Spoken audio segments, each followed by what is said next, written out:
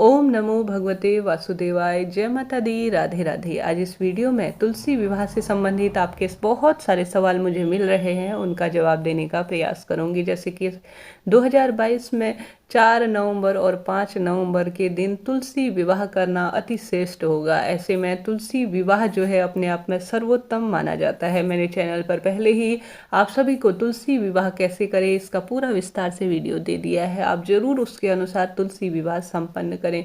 तुलसी विवाह करने से कन्यादान का सुख प्राप्त होता है और अश्वमेध यज्ञ के बराबर कहा जाता है। इससे फल प्राप्त होता है और साथ ही जीवन में सभी दुख तकलीफों का अंत इससे होता है। मनोकामना पूर्ति में सहायक है।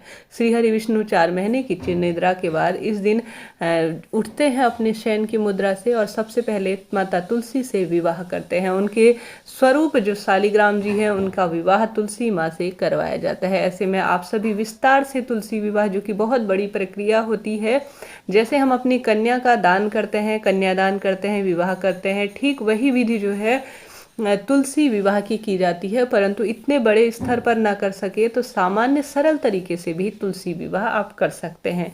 ऐसे में सबसे पहले जो सवाल आ रहा है कि शालिग्राम जी ना हो, जैसे कि श्री हरि विष्णु के ही स्वरूप है शालिग्राम जी, अगर वह ना हो तो हम जो है तुलसी माता का विवाह कैसे करें। देखिए, शालिग्राम जी का घर पर रखना, उन्हें पूजना, उनके नियमों का पालन करना थोड़ा सा सभी जनों के लिए मुश्किल कार्य हो सकता है। हालांकि कई लोग जो है शालिग्राम जी घर पर रखते हैं, उनका विधि विधान से पूजन करते हैं। ऐसी अवस्था में अगर आपके घर पर शालिग्राम जी ना हो तो आप जो है श्री हरि विष्णु के किसी भी स्वरूप का जो है पूजन माँ तुलसी के साथ उनका विवाह कर सकते हैं। लड्डू गोपाल हो और साथ ही श्री हरि विष्णु की कोई प्रतिमा, मूर्ति इत्यादि हो तो भी आप तुलसी माता का विवाह उनसे कर सकते हैं।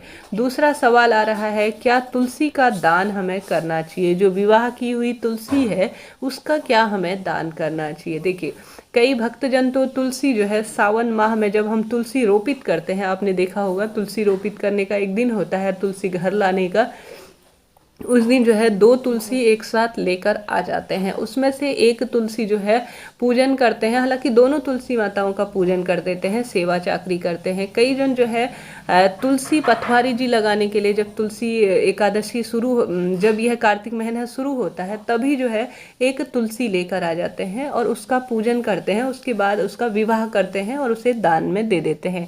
कई जन जो है एक साथ 2-3 तुलसियां पहले ही घर पर लाकर रख देते हैं, उसका विधि विधान से रोज पूजन करते हैं और पहले ही निश्चित कर लेते हैं कि यह तुलसी हमें दान में देनी है।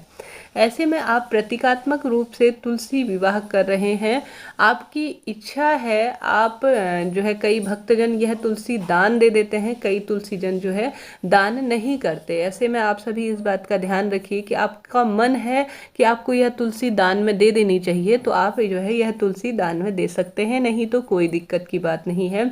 आपके घर में हमेशा 2 तुलसी होना आवश्यक है। अगर आप यह दान करने की इच्छा है तो आप दान कर सकते हैं और तुरंत जो है एक नई तुलसी लाकर उसके स्थान पर उसका पूजन करना आरंभ कर सकते हैं। यह आपकी भक्तों की इच्छा पर आधारित है। अब तुलसी दान कब करें? जो तुलसी है वह कब दान करनी है? तुलसी का दान जो है कई भक्तजन पूर्णिमा तक अपने पास ही रखते हैं।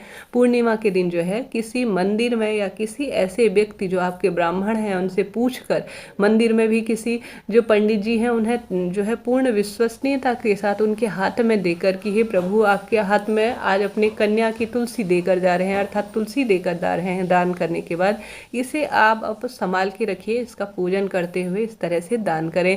कई जन पूर्णिमा के दिन इसे दान करते हैं, जैसे एकादशी के दिन तुलसी विवाह कर दिया और पूर्णिमा तक इसे घर पर रखते हैं। कई जन जो है द्वादशी के दिन ही दान कर देते हैं। तो आपकी इच्छा पर आधारित है कि आप किस दिन इसे दान करना चाहिए। अब सवाल आता है, केले के पेड़ से जो है क्या तुलसी विवाह कर सकते हैं? नहीं, ऐसा सही नहीं माना जाता।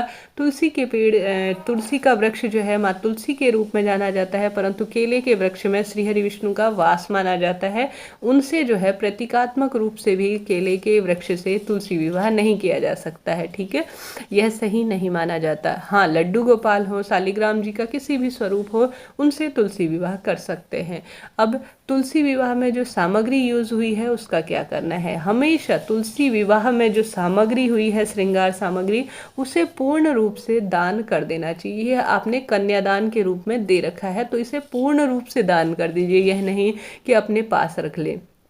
किसी ब्राह्मणी को दान दे सकते हैं, अपने ही घर के जो ऐसे सदस्य हैं, जो नंद है या कोई अन्य व्यक्ति हैं, उन्हें दान दे सकते हैं। तुलसी विवाह कितने बजे करना चाहिए। तुलसी विवाह जो है हमेशा शाम के समय में करना उचित माना जाता है। प्रदोष काल से जो सांझ का समय होता है वह तुलसी विवाह के लिए सर्वोत्तम माना जाता है। हालांकि कई जन जो है कई क्षेत्रों में सुबह के समय भी कर देते हैं, तो आप दोनों में से बेहतर समय चुनकर आप कर सकते हैं। सर्वश्रेष्ठ समय शाम का माना जाता है। इस तरह से जो है यह सवाल थे। इसके साथ ही तुलसी विवाह अगर आप एकादशी के दिन, द्वादशी के दिन नहीं कर पाए हैं तो क्या करें। तुलसी विवाह अब एकादशी से लेकर पूर्णिमा जो तक है, एकादशी से पूर्णिमा तक किसी भी दिन कर पाए हैं, कर सकते हैं। कारण क्या होता है, पीरियड इत्यादि की समस्या होती है, सूतक पातक होता है। ऐसी स्थिति में आप जो है पूर्णिमा तक जो है, देवउठनी एकादशी से पूर्णिमा तक कभी भी तुलसी विवाह कर सकते हैं। इस तरह से यह तुलसी एकादशी से संबंधित सभी जानकारी मैंने आपको देने बताने का प्रयास किया है। वीडियो मददगार रहा हो तो चैनल को लाइक, शेयर और सब्सक्राइब करना ना भूलें। जय श्री राधे।